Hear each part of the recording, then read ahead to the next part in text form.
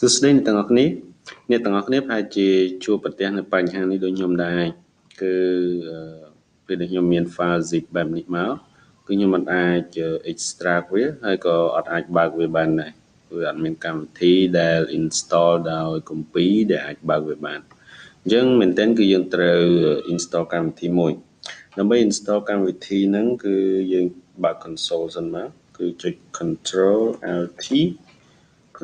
Alt គឺយើងចេញផ្ទាំងនេះមួយយើងហៅផ្ទាំងគឺជាផ្ទាំង console ខ្ញុំពង្រីកបន្តិច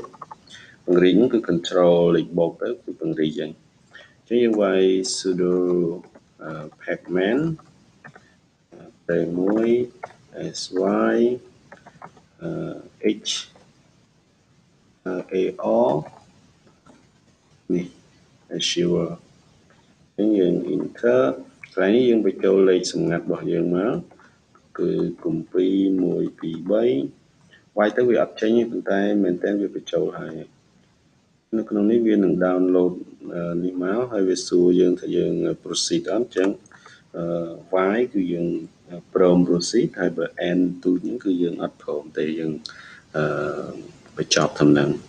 អញ្ចឹងខ្ញុំចុចវាយ enter អញ្ចឹងកន្លែងនេះគឺវា install ហើយនេះ install កម្មវិធីនឹងហើយអញ្ចឹងយើងមករ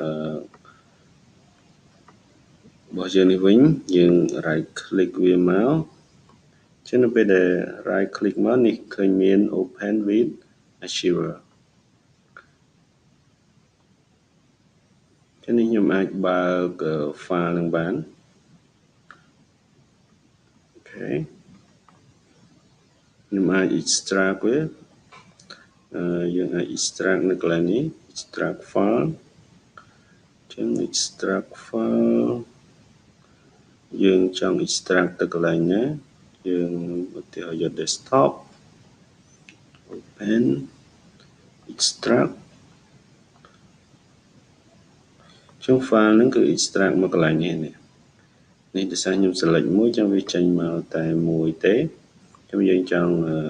extract ទាំងអស់យើងអាច select វាទាំងអស់មកណា